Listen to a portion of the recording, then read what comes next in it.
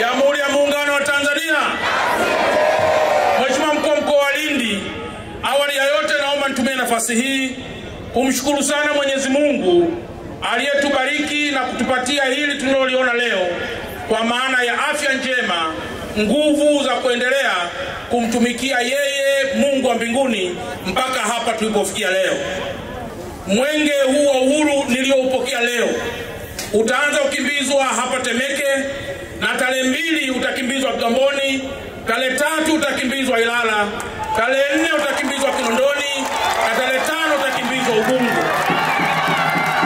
Aidha, Mheshimiwa Mkuu wa Mkoa, naomba pia nikupe taarifa kwamba mwenge huu wa uhuru utakimbizwa kilomita 357 ukikagua miradi 36 yenye jumla ya thamani ya bilioni 79.2. Mheshimiwa Mkuu wa Mkoa, kama ambavyo umetoa taarifa fupi katika hotuba yako, mwenge huu wa uhuru unabeba kauli mbiu ya kujitokeza kushiriki katika uchaguzi mkuu 2025 kwa amani na utulivu.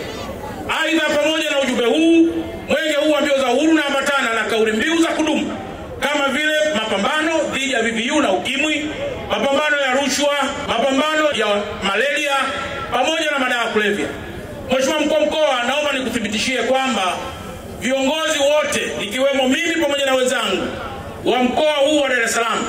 tumejipanga kuhakikisha mwenge wa uhuru unakimbizwa katika baadhi ya maeneo mengi, kumulika maendeleo, kukagua pamoja na kufanya mengine yote kadiri ya mujibu wa sheria na taratibu na yale ambayo tutaelekezwa na kiongozi wa mbio za mwenge wa uhuru kwa mwaka huu 2025, ndugu yangu Ismail Ali Usi. Mheshimiwa Mkuu wa Mkoa, naomba pia upokee taarifa kwamba baada ya kukimbizwa katika mkoa wa Dar es Salaam, tarehe 6 tutaukabidhi mwenge huo uhuru kwa mkuu wa mkoa wa Tanga. Nina uhakika kwamba miradi yote ikiwemo miradi ya maji, miradi ya afya,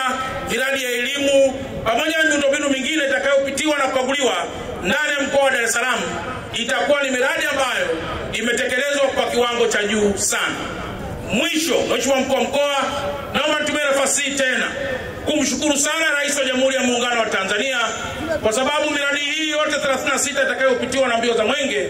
ni miradi ambayo imetumia bilioni 79 zilizoletwa na Mheshimiwa Rais wa Jamhuri ya Muungano wa Tanzania ili kuleta maendeleo ndani ya mkoa wa Dar es Salaam.